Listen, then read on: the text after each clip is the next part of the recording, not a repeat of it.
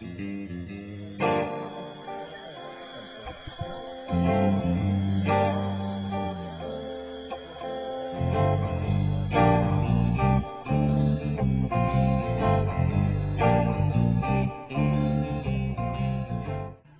Dole, owner and founder of Hatchling Studios, just celebrating our 10th year.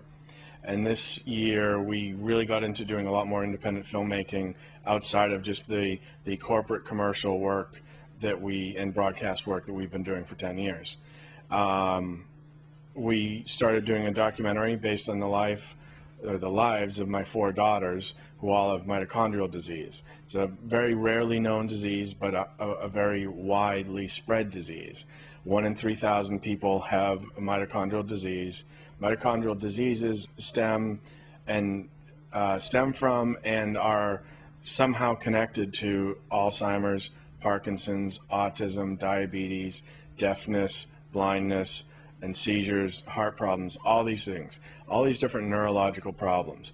So 20 years ago, we were told that our family was 1 in 20, or 16 years ago, we were told our family was 1 in 20 in the U.S. There was nobody else like us. Then 10 years ago, we're getting a lot more info. Okay, there are a lot more cases. We're finding a lot more. Because really what it was is nobody was being tested.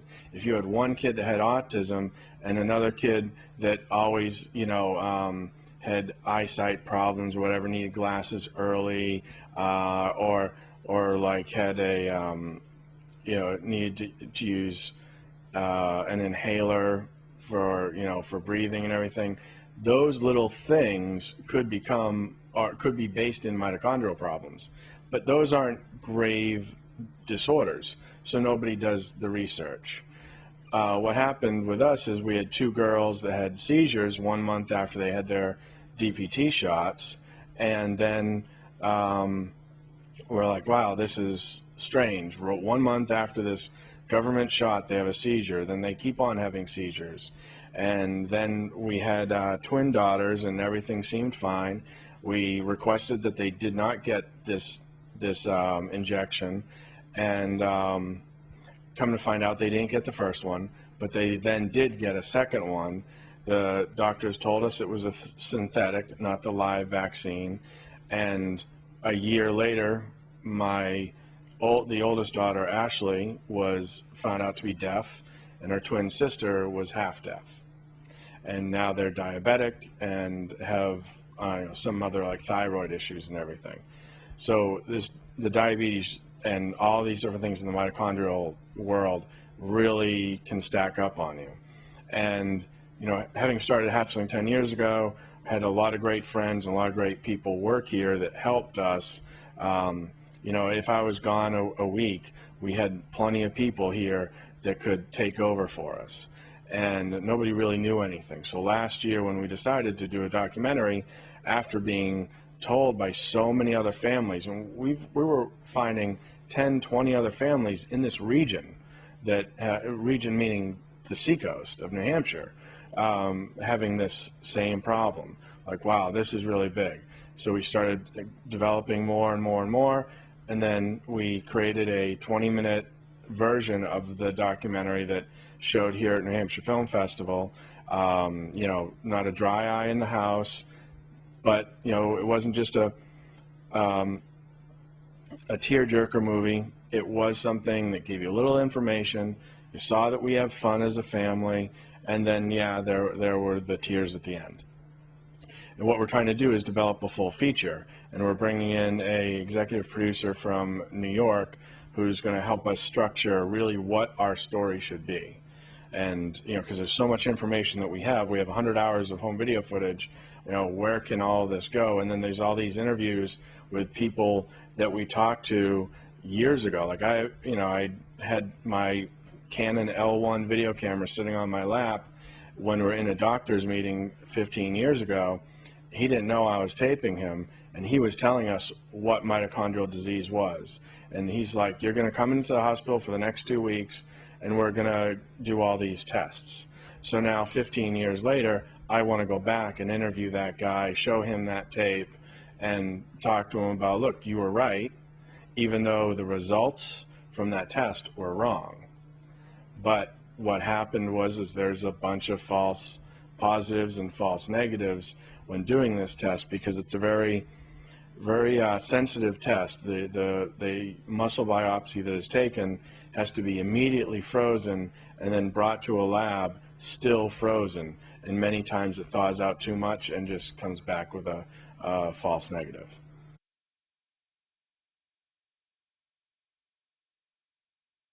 They have been huge troopers, and they understand that other people need to know about this, and it'll help many more people.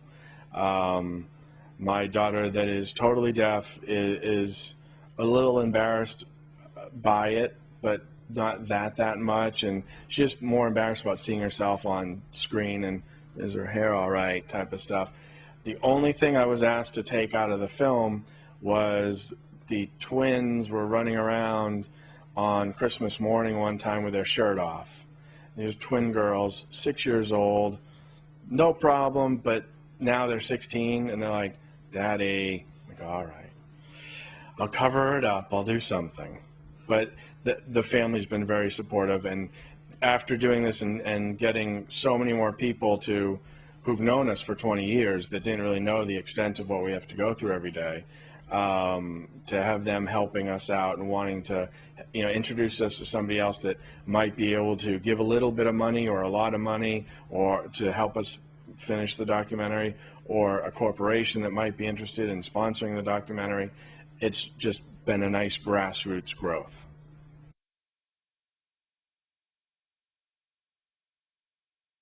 We never blamed the hospitals.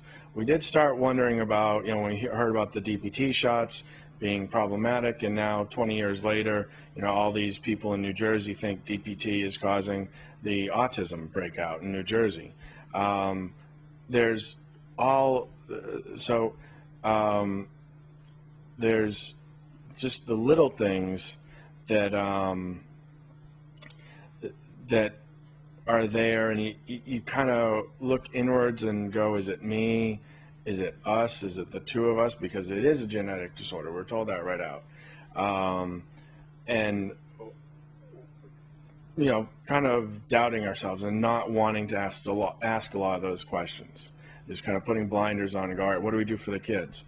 All right, yes, we should have genetic testing done, but now that we have kids and we're not having any more kids, the genetic testing costs so much. I don't want to go through all that right now just to get a little bit further. We do want to do that now for the documentary, because between my wife's family and my family, we have over 100 cousins, aunts, and uncles. So there could be if everybody just does a basic sample, there could be a great cross-section of something going on. In the beginning, when our second daughter had her stroke at 16 or 18 months old, that was terrifying, because all of a sudden she's looking decently healthy and growing and has a stroke and almost dies, and we don't know what to do. And we started blaming the hospital on that, because she was given a new medication, then sent right home. And at the time, I don't know if it's changed now, the rules were, and my mom works at a hospital, you do not discharge within 24 hours of putting somebody on a new med. Now, I don't think it was the new medication that did it. I think what did it was my wife and I had spent a week in a hotel on the western part of the state, sleeping on cots and one-person chairs to be around her. We were just exhausted. And we came home, and she had a seizure, and she aspirated, and we didn't hear it. Normally we can hear them have a seizure, but we were so tired from getting no sleep for a week that we didn't hear anything. So we blamed the hospital a little bit for that. We blame ourselves, because we look at her and go, if she never had that stroke, she'd at least be as functional as her sister that's just a little older than her, that has the same disorders. So, never blaming them. But we did blame one doctor and called him many choice words after he called my second oldest daughter a lemon. And my wife was just like, huh? And just didn't even have the energy to tell this guy off. just such a shock that somebody would tell you that your child is a lemon. So there hasn't been a lot of blame. It's, family members going, oh, did I do something wrong? And, you look at everybody and it's like, my wife never touched drugs in high school and college, everything, I maybe a couple of times, and it's like, so is that those 3 puffs on a joint in high school screwing me up? No, it can't be, because you look at other people that really do stuff and they have bright kids. They might have a little ADD, but everybody that grew up with a TV around them and a computer game is going to eventually have ADD.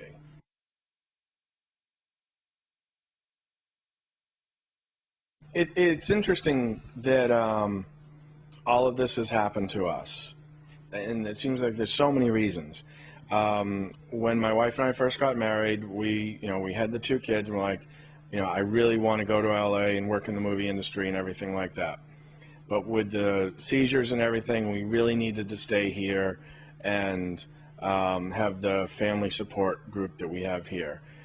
So we made the decision to stay here. I freelanced for many years, and then the twins had the next problem with the sign language and everything. So yes, we have to learn sign language. The older ones with seizures have to learn CPR, and also have to learn when to call 911 and when not to call 911. Because sometimes we've been on vacation and called 911, and we're in the hospital for 4 days because they're not used to us. We're like, hey, call our neurologist back home. And they'll be like, okay, we'll call her, but she's put you on a lot of meds, so we don't really trust what she's going to tell us. Okay, so we had to sign out 4 days into this hospital stay. We had to sign out against medical advice, and Nikaya, the second oldest, had 2 days left on her High Hopes trip that she got to enjoy. And she had a 6-day thing, and it's because the hospital wouldn't let us out, and they were looking at the doctor like, they're on way too many meds, and the doctor's like, yes, they are, but that's what keeps them, alive and mostly stable. So learning all these other things, like my wife never went to medical school. She knows more than many nurses and most doctors about so many different things. And it's been an amazing evolution, because if the kids never had the problems, we never would have started an animation studio in Portsmouth, New Hampshire. We started it here because it's close to home.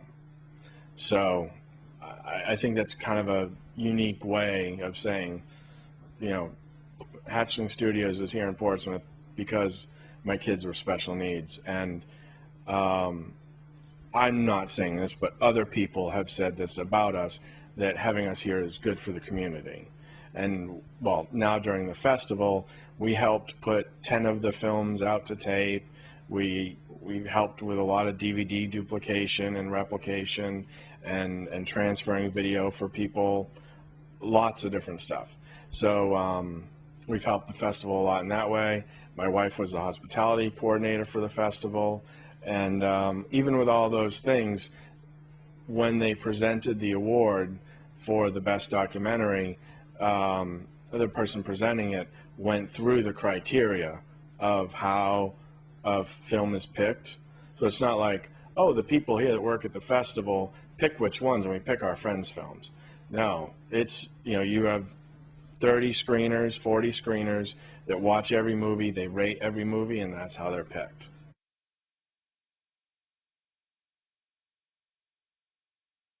So the night of the awards, the movies had just shown, 5 movies had just shown, and I was involved in 4 of them. I didn't direct any of them, so I wasn't called up on stage or anything. And then those people came down after Q&A, and then they started talking about the awards, and they said, we want to thank this next couple for allowing us into their house. And we're kind of going, were any of the other documentaries about a couple? No. Hold your breath. And then they said Mito kids, and then I'm pulling my wife up, And I got to find out if somebody has footage of this, because we get up on stage, my wife is bawling her eyes out, hugging the other presenters and everything, and I can't look at her because she's crying, and I'm trying to make sure I thank everybody. And I'm like, I can't look at her. I look back, she's crying a little, and I'm like, oh, this is really tough. But we got through it, and everybody has been amazing. And not that anybody looked at us years ago and said, blame, gave any excuse for, why we have a handicap car and, a handicap license plate and everything, and nobody's in a wheelchair. Well, they see now after watching the video that 2 of the kids don't need wheelchairs but should be in them, and we do need to get right to the car and all these other things. So little things that other people around town didn't know about us, and other friends and filmmakers didn't know about us, all came out in this movie. And most of it just further showed how good we are in what we do, because we're trying to not let all of this other stuff affect our daily lives in the business. And it was great to get. And the other nice thing is that it is the first award, but it wasn't at the first festival we played at. And I have, I really have of course, a fondness for New Hampshire, but for me, I like getting the film out to many festivals to see how many other people react. And when it's really is only played in Boston right now, but when it's even screened just as a screener to get into a festival, I've gotten great comments back, but people have just said it's not right for our festival or whatever. But you don't often get rejection letters with glowing comments.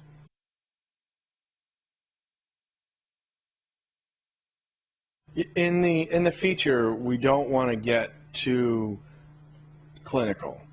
We do realize that we have to bring in some clinical stuff just to make, the person out there in the audience understand that what we are talking, when I say autism is a mitochondrial disease, that it's not just my opinion. We then have somebody that's a doctor or researcher or whatever that says there are links between mitochondrial disease and autism. One might cause the other, or vice versa. So having them in there is good, but it's much more surrounded by living with diseases and not making it a focus of your life. I mean, we have to have it as a focus of our lives because it's there all the time, but not have it control our lives. That's always tough to do. But, when we go out to a restaurant, my daughter Nakaya, who had the stroke, is 17 years old, and she has her headphones on and an iPod, and she watches Barney. And she's laughing. And, sometimes she laughs louder than others, but some people at restaurants think that's kind of rude. And I would too, if I didn't know her. But we also have had people come up to us and say, you have such beautiful children, they're so nice and quiet and well-mannered and everything. Because other than that, and then seeing us sign back and forth, we look like a normal family.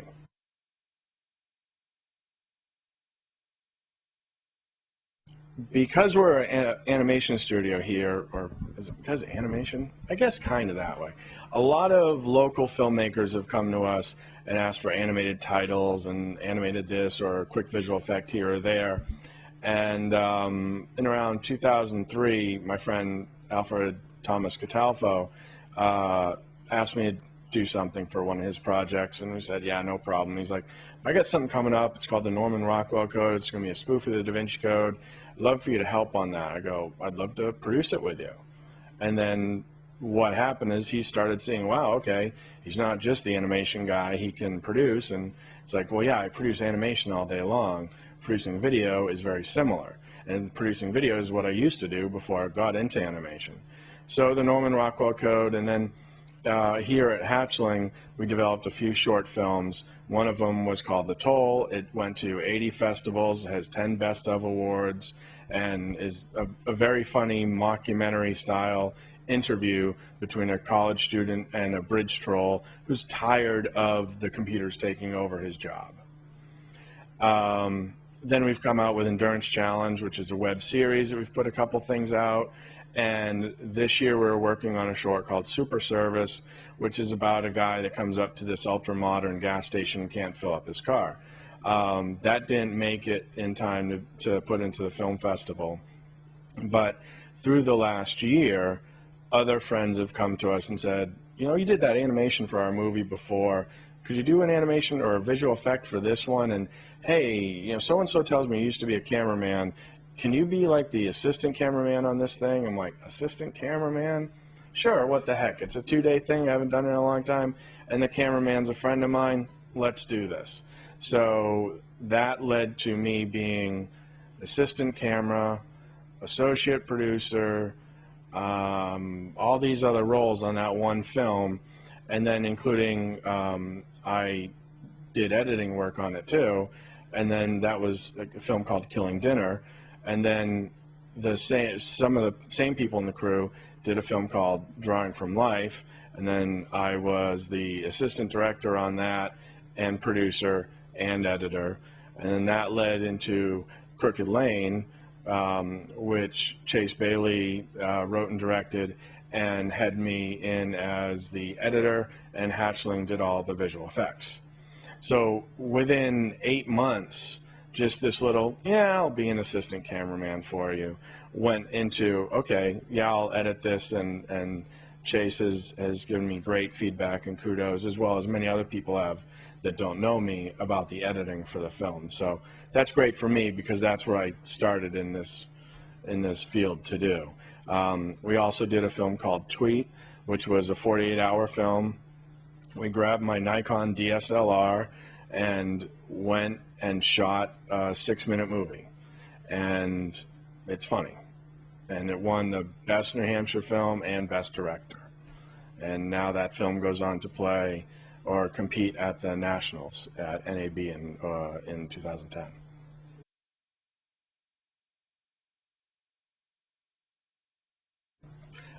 I'd always been intrigued by filmmaking, telling stories, seeing something one way and then presenting it another way. I got into a lot of, when I was in college, I started liking a lot of documentaries that this guy Louis Buñuel did, who he would shoot something and then the narrative sounded like it was so fake, it was ridiculous. I started doing films like that, and I did a film called Land Without Soil. It was about these people that lived without any ground underneath them. And it's scary and weird. Oh, they lived on a frozen lake. Okay. Oh, they have no water. No, they're actually on ice. So I'm saying these things like, these people don't have running water. Well, they have running water 10 feet underneath their house, and they have no soil to plant anything in. Well, it's winter, so you don't plant. But it was like I'm showing these things and telling you something totally different, and it's like you can really manipulate things that way. And that's not what I want to do in any of the other projects, but you know, it's just a way to tell a story and a unique way to find, you know, maybe some boring footage and turn it into something funny. So back then in the early 90s, my friends are going out and working on Babylon 5, Star Trek, all these things. And then 10, 15 years later, they're all tired of being out in LA. They're tired with the industry. They want to get out of this. And me here, I'm like, okay, the New Hampshire film industry has really started to pick up in the last 4 years. There's all these projects that we're working on, and we're working on with friends in LA and New York and Boston, which is closer, of course. But so we're working on projects with friends all over, realizing, okay, I didn't have to go out to LA. If I went out to LA, I could have gotten a little further, a little quicker, maybe. But I also might be like my friends and not like what they do. And like my friends that do animation during the day don't have the drive to do an animation or a short film at night or on the end of the weekdays.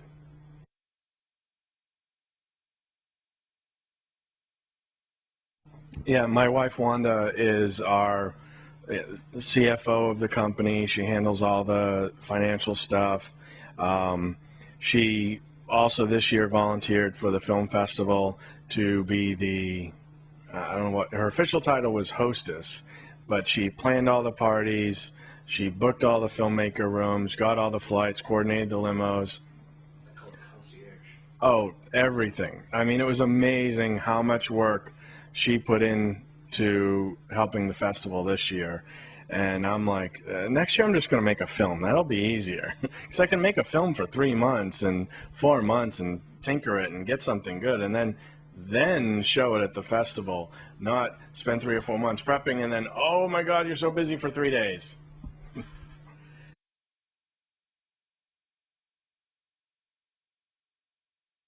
Film festivals, yeah, film festivals are different every day. Every film festival every day is different, and then you could have 3 film festivals going on within one town on one weekend, and they're all different. And that happens in Los Angeles a lot, and then nobody knows there's a festival around the corner from them.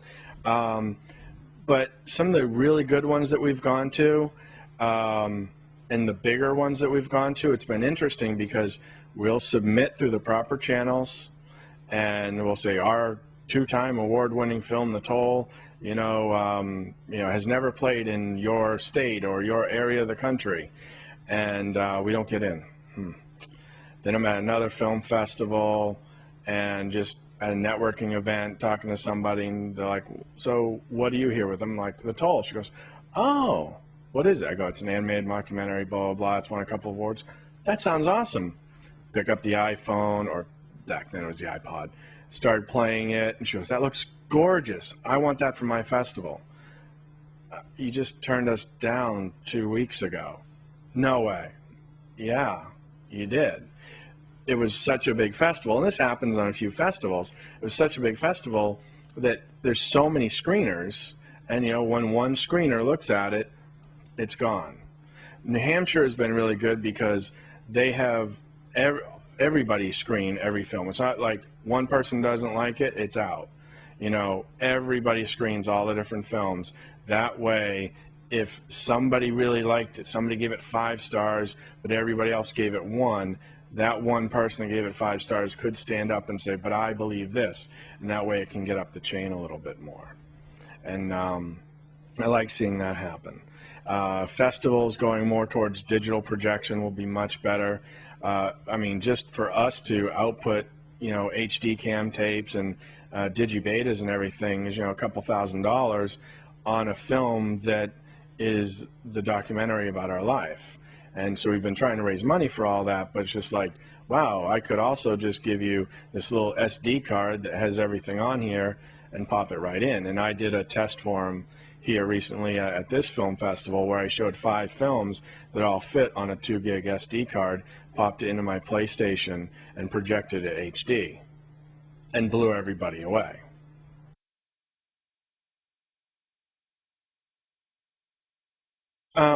When the whole incentive thing comes up, and I've been going to conferences back and forth between here and Los Angeles a lot over 6, 7 years, when people talk film incentives, they're talking about taxes that this film will be paying when it comes in. And we will be able to make all this money off of this film because of employment taxes, everything else like that. So we will now be able to give 15 to 25% of the money that comes in. We can give that back to the filmmaker. And the reason why that works out well is the filmmaker is then able to use that against everything else and say, "Look, I got 25% of my film money raised." The problem is if he shot that same film in New Hampshire, well, all right, so the total accounting on this might not be 100% right, but if you shoot a film in a neighboring state that has taxes, you are paying those taxes. If you shoot the film in New Hampshire that has no income taxes, you are not paying those taxes. So therefore, you're getting 100% of your money right back, right off. And smaller filmmakers understand that, and I think some bigger filmmakers are starting to understand that. But with all the states around us giving all these crazy incentives and everything, you know, it's going to be a while before somebody goes, no, I really want to shoot on Lake Winnipesaukee. I know I could go down to North Carolina like What About Bob did and shoot Winnipesaukee there and just call it Winnipesaukee, New Hampshire. But, you know, I really want to shoot it there because I really want the real place. You know, the heck with the lack of tax incentives. The other incentives are everybody is very friendly to filmmaking here. We've had, you know, from short films to some of the feature films we've worked on here, just people opening up their houses and really wanting to help. One of my friend's films, A Sensation of Sight, he raised 80% of the money in the state of New Hampshire for his film. And I think it was 90% of that money that he raised was within the town that they shot in, because they knew that it was going to do something for their community. And what it did, one of the quick, easy things it did, is it kept a restaurant from going out of business between two very slow times of year that it normally has. So the restaurateur was just amazed at this. And, you know, the other states dry up, have caps now because of other problems. I was just talking to a friend that's working on the Tom Cruise film, and they're getting ready to file for unemployment because the film will be done soon. Okay, so how does the state of Mass figure that into their tax incentive plan, that when somebody works for 4 months on a film, then they're not on it, then they now need to pay back this person for, you know, 8, 12 months or whatever, or weeks, I forget how exactly long unemployment goes. They have to pay unemployment back to these people. So they are now paying, they're now paying much more to do this, and the states are losing money. They're getting recognition. Hopefully a lot of money is being brought into the state, not just on the tax incentive, you know, employment part, but just into the hotel industry and everything like that. The hotel industry in New Hampshire has said they will take 10% off of any hotel room as long as you stay a week if you're shooting a film here.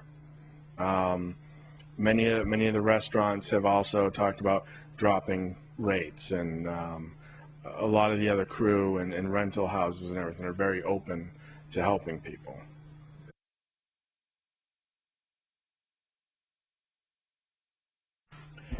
The nice thing about doing what we do on a day-to-day basis, being the commercials and the corporate work, is we're able to build up these skill sets that allow us to be much more effective indie filmmakers. And whether that's just we do pre-production, and many indie filmmakers don't do much pre-production, especially on shorts.